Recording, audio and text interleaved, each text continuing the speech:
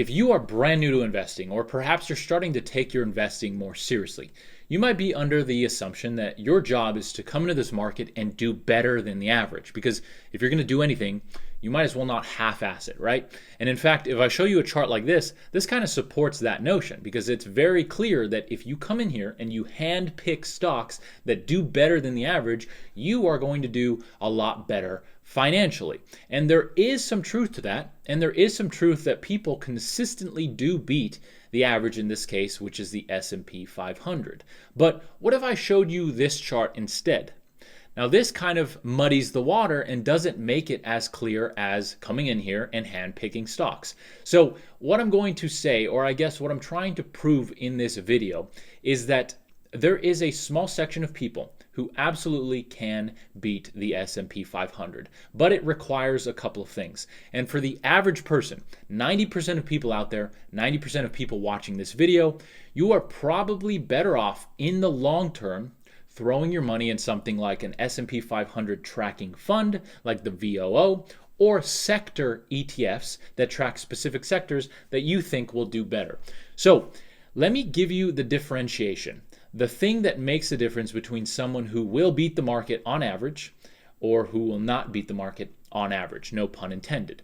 And that comes down to two things, and that is fundamental analysis and technical analysis, and your desire to spend the time required to actually get good at those things. So let's first and foremost define those two things that are vitally important if you are going to try to beat the market on your own. So technical analysis, contrary to popular belief, is just the study of human psychology and human behavior and making decisions based on how humans have reacted in the past, because humans react similarly to similar situations. Now, that is a simplified way of saying that you're going to have to study those things and then analyze and be able to recognize those things based on price movement. It takes time and it takes dedication. Now, on the flip side, you have fundamental analysis, which is the more traditional approach to investing. And fundamental analysis is that it is analyzing the fundamentals of a company, basically analyzing their financials and also knowing, like the back of your hand, something known as discounted cash flows, which is basically taking balance sheets, taking income statements, and more importantly, as the name suggests, taking cash flow statements, all right, and basically analyzing past performance and then projecting past performance into the future, okay, 5 to 10 years at the minimum, all right, and then discounting that based on a discount rate, which for simple terms is similar to an interest rate or a return rate. It's basically based on how risky the company is, based on something known as beta. Okay, now I'm maybe a minute or 2 minutes into this video, and we've already talked about some things that are complicated in nature, and that if you actually dive deeper into them, are very complex subjects. So I guess what I'm trying to do here is kind of state that if you are going to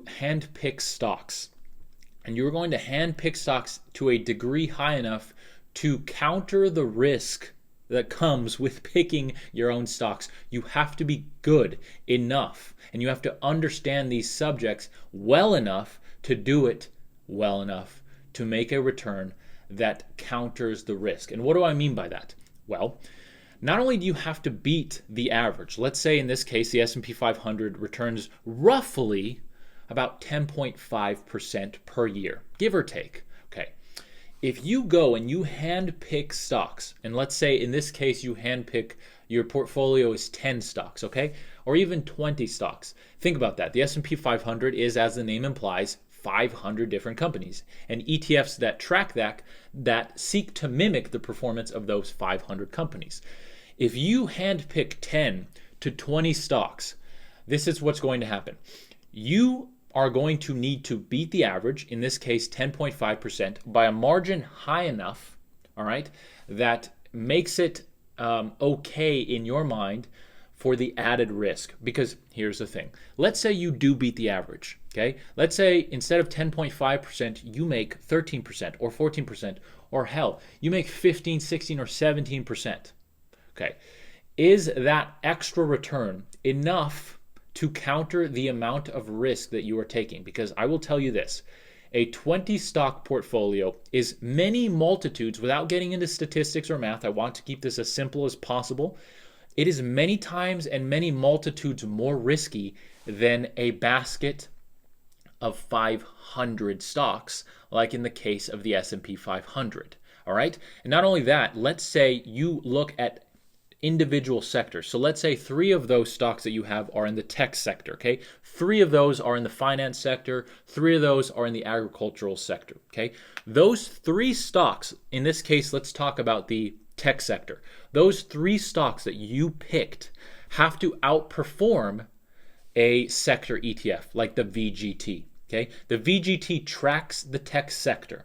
Yet you have to outperform it with 3 stocks as opposed to a basket of stocks, and you have to outperform it to a high degree that it actually counters the risk that is involved. Because 3 stocks that you pick, 1 goes defunct.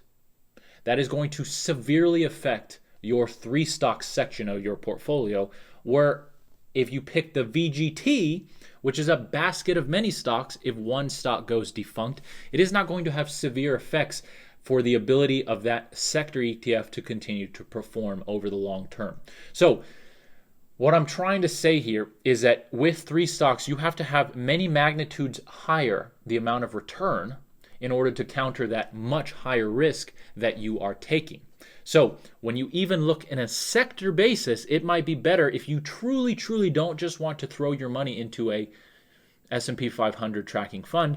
It is probably still smarter to pick sector ETFs in multiple sectors that you believe are going to do well than to hand pick stocks. Because when you look at the data, like the data that I've just shown you, yes, there are stocks that very clearly outperform the average. But when you look at data as a whole, people who are actively picking stocks tend to underperform the market. Now, again, that does not mean that there are not people who we don't even know the names of, private citizens who do not have any sort of financial backing or are fund managers. There are private citizens who absolutely beat the average, all right? But they have knowledge, they have experience, and they have done their due diligence into these very complex subjects, okay? So there is also one more thing that I want to talk about, and that is the concept of beta, okay? When it comes to investing, primarily in the stock market, beta basically is, again, to keep the math portion out of it, it is how much riskier an individual asset is compared to the average, in this case, the S&P 500 or the broader stock market. So when you go and you pick an ETF like the S&P 500 tracking fund, like the VOO or those types of funds, your beta is very close to 1, which means your risk profile is very similar to the risk profile of the overall market. But if you instead pick Netflix, Apple, Google, right, which tend to lead the S&P 500 anyway, but if you just pick those 3 and you go look at the beta of those individual stocks, especially when they were newer, which is when they were returning their outsized returns, their beta is going to be many multitudes higher than that of the regular market. So your 3 or your 20 stock portfolio, the average beta to that is going to be significantly higher than the beta to something that has an S&P 500 tracking fund and maybe a few sector ETFs. Now, if you guys know me, you know that I love finance and I love investing. So I'm not on this video to try to tell you don't invest, don't pick your own stocks, just throw it in an ETF and call it a day. What I'm trying to tell you, and I guess what I'm going to end this video with, is trying to hammer home the fact that if you are going to take the time to hand pick your portfolio, you have to take 10 times more amount of time, not researching the companies, but learning the things like technical analysis, and more primarily in the long term, fundamental analysis and discounted cash flows and valuating a company. All right? You have to do that in a high degree that you beat the average. And on top of this, you have to remember one more thing. The market is a conglomerate group of investors and people, and the price that is shown to you for any individual company is the price that is agreed upon by many, many buyers and many, many sellers. So there are many, many institutions, individual sellers, and computer algorithms at this point that if the price had significant sway to the valuation of the company. That is called arbitrage, and computers would take advantage of that. So in reality, what you are doing if you're going to invest individually is you are looking well into the future and saying that in the future, this company is going to be worth much more than it is now based on this data. So make sure you know what you're doing. I guess that is the point that I'm trying to make in this video. And what I'm trying to say is that for 90% of you, you're probably better off purchasing an S&P 500 tracking fund and maybe a few sector ETFs in sectors that you believe will do well. And if you look at the data, we can dive deeper if you guys want to in the next video. If there is desire for that, we can dive deeper into the data, because I try to keep these videos not math heavy so it's easy and fun to learn, but we can dive deeper into the data that shows that sector ETFs also tend to outperform hand-picking stocks or a basket of stocks in that sector. And not only that, they tend to equally perform or outperform with much less risk, or with risk diversified across more companies. So hopefully this video wasn't too confusing. I try my best to keep it as simple as possible, although these are complex topics, and anyone with a financial backing is going to look at this video and say that even the explanation that you gave is simple in nature, because these topics are much more complicated. So I hope this was easy to follow along. I hope it gave you a new perspective, and I hope it made you reevaluate what maybe the goals are here, because the goals are to preserve capital primarily, and to of course make a return that is good enough to make you money in the long term. And you can probably do that with ETFs for the most of you.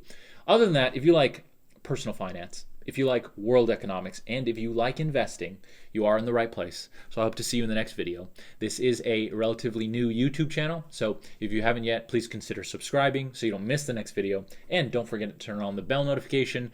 New videos are usually on Tuesdays, but sometimes I'll do a video on Wednesday, Thursday, or Friday if there's something important that we need to talk about. We talk about everything finance related here. We talk about budgeting, personal finance, Fed meetings, interest rates, the global economy, the US economy in specifics, real estate, all that stuff. I'll always give you my best information, and I always say this, I'm not the smartest person in the room. I fucking know that. So if you have something to add to the discussion, I can learn something from you, just like I hope you can learn something from me. And on top of that, if I do not have expertise in a subject, I will not talk about it, because I'm only going to try to provide you value in areas that I understand. So feel free to ask me questions, all that good stuff, the 9 yards, and I will see you in the next video. Other than that, take care, have a great rest of your week.